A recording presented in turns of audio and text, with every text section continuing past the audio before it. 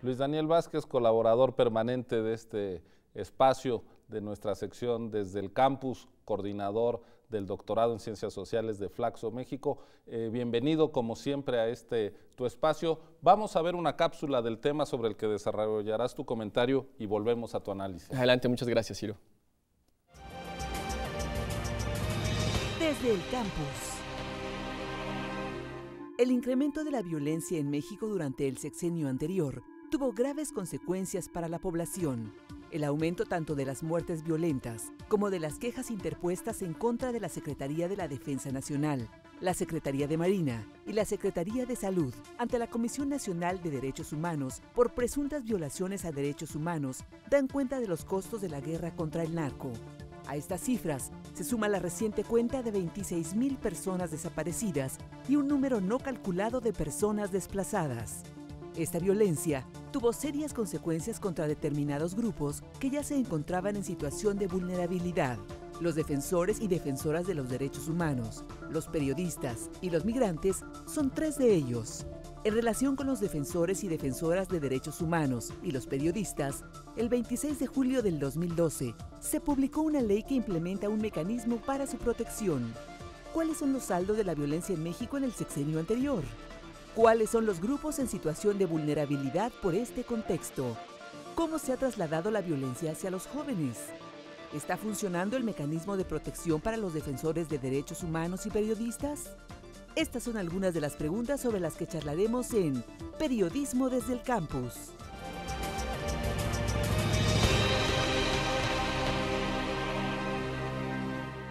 Luis Daniel, pues un tema sensible, crítico, como la violencia es, más allá de las estadísticas, también un conjunto de agresiones sobre grupos de por sí vulnerables en nuestra población. Sí, nos acostumbramos a estas cifras grandilocuentes en números de homicidios, ¿no? Que aún no están claros si van entre 60 a 90 mil según quien los cuente. Recientemente también un número muy importante de desplazados, de desaparecidos, esos 26,000. Justamente no se ha considerado la población desplazada, que también es una cifra muy importante que no tenemos en este momento contabilizada y que es un fenómeno que ha quedado invisibilizado. Pero dentro de todo ese contexto de violencia hay grupos que ya se encontraban en una situación grave, en una situación vulnerable y que se encuentran ahora o empeoraron sus condiciones, se encuentran en contextos todavía más graves de los que ya estaban. Tres de esos grupos han sido ya muy trabajados, uno de ellos claramente es el de migrantes ha sido muy trabajado. En algún momento, en el 2011, la Comisión Nacional de Derechos Humanos informó que había secuestros, alrededor de 1,600 secuestros por mes. Posteriormente, en el informe del 2012 comentó que había más o menos 11,000 migrantes secuestrados durante todo el 2012, ¿no? Pero hay otros dos grupos que han tenido una menor atención. Uno de ellos es el de defensores y defensoras de derechos humanos, el otro es el de periodistas, y uno más que es muy interesante es el caso de los jóvenes. ¿Cuál es el papel o cuál más bien ha sido la violencia que han recibido los jóvenes y cómo se encuentran en este momento en ese contexto de violencia? Aprovechando que hoy haremos una conversación en unos minutos más analizando la situación de los menores, aprovechando la fecha, el 30 de abril, quisiera que pudieras abordar el tema de la juventud, cómo la violencia y la forma de combatir al crimen ha tenido repercusiones sobre los derechos humanos de los jóvenes en nuestro país. Claro, hay datos bien relevantes que nosotros podemos mirar en el INEGI de forma muy clara. Uno de ellos es el total de homicidios con respecto a las muertes violentas. Muertes violentas pueden ser muchas, un rango muy importante justamente es el de accidentes, ahí además cuentan suicidios, etcétera, etcétera. Y un dato que podemos mirar en el INEGI es qué porcentaje de homicidios es el que hay con respecto al total de muertes violentas. Entonces, cuando uno va siguiendo ese rubro, miramos que en el 2008, por ejemplo, los homicidios eran el 16% con respecto al total de muertes violentas, pero posteriormente esto vino aumentando, ¿no? A 23% en el año siguiente, 28% después, llegaron incluso hasta un 35 y 36% en el 2010 y 2011. Lo primero que nos dice esto es que, obviamente, los homicidios están cobrando una importancia con respecto al total de las muertes violentas en el país. Pero no solo eso, sino que cuando nosotros comenzamos a mirar cómo se encuentra distribuido ese porcentaje con respecto a las edades de las personas, el INEGI mide de 0 a 5, de 5 a 10, de 10 a 15, etcétera, así hasta llegar, bueno, de 5 a 5 hasta llegar a los totales más o menos o los promedios de vida que tenemos, miramos que el rango que va de los 15 a los 19 años viene también creciendo de forma muy importante. Entonces, mientras que en el 2008, 2009 o 2010 el porcentaje que nosotros teníamos en aquel momento, que era 23, 29, incluso 35%, veíamos las muertes por homicidios de las personas que tienen entre 15 y 19 años, es decir, jóvenes, por debajo de ese promedio. Eso cambia en el 2010 y cambia también en el 2011.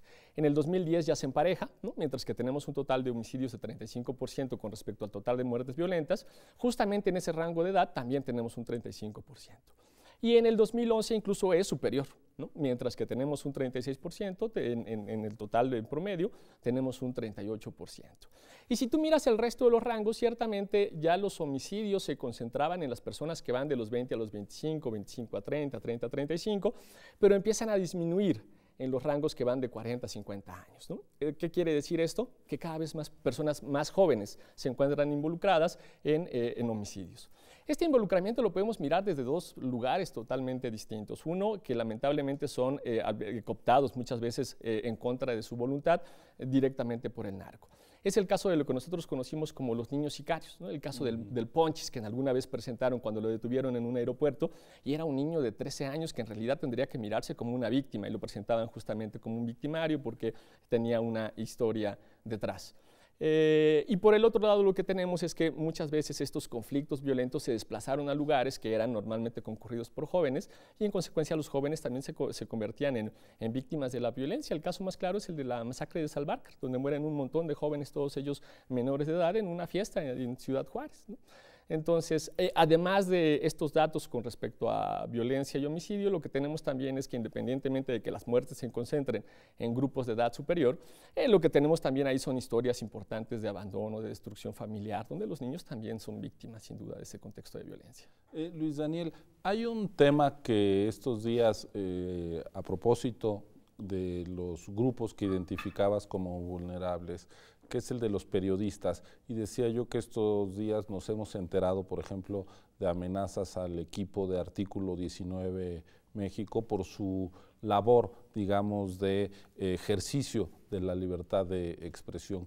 ¿Qué está pasando con los comunicadores, con los periodistas? Es correcto. En el caso en particular, incluso de Artículo 19, tiene una, digamos, doble esfera de vulnerabilidad, porque por un lado protegen justamente a los periodistas, su trabajo es proteger la libertad de expresión y en consecuencia a los periodistas, y al mismo tiempo son defensores de derechos humanos. Entonces ellos pues se encuentran primero como defensores y al mismo tiempo como periodistas en una doble esfera de vulnerabilidad.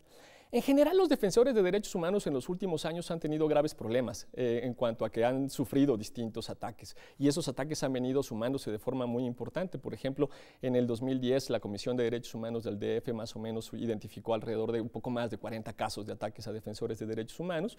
Esto crece muy fuerte en el 2011, que se tiene poco más de 70, es decir, casi se duplica, pero es muy grave porque en el 2012 se logran sumar 180 casos de agresiones contra defensores y defensoras de derechos humanos. Es decir, de hecho, México se empieza ya a volver un foco, no sé si ámbar o rojo, en el contexto internacional de los países donde ejercer el periodismo se está volviendo pues de alto riesgo. Sin duda, es de los países que, sin tener una guerra interna, es uno de los más peligrosos. Delante de nosotros está Pakistán, Irán, ¿no? Pero si ser un país que se encuentra en guerra, sin duda es uno de los más peligrosos, el más peligroso, por ejemplo, en toda América Latina.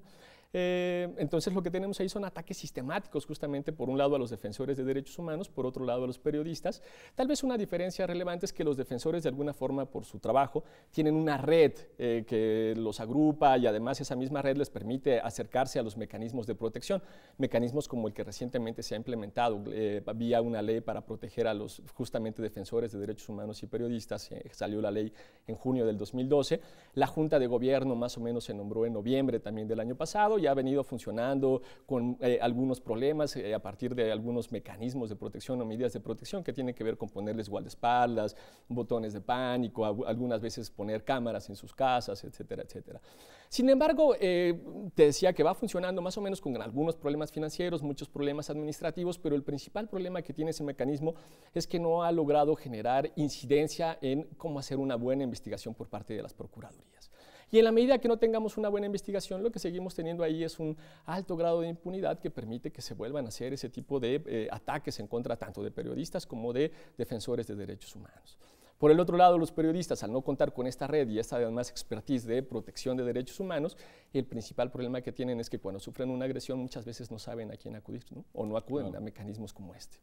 Incluso hay zonas del país donde temas como los de la violencia, las actividades de delincuencia organizada han dejado de ser cubiertos por la vulnerabilidad en que colocan a los comunicadores los grupos que practican estas actividades delictivas, ¿no? Totalmente, se encuentran a dos fuegos porque sufren lo mismo ataques o agresiones por el lado del crimen organizado, pero también sufren ataques o agresiones por el lado muchas veces de instituciones gubernamentales. Eso se puede ver de forma muy clara en el aumento de las quejas que hubo tanto contra la Sedena como contra la Secretaría de Marina durante todos estos años frente a la Comisión Nacional de Derechos Humanos.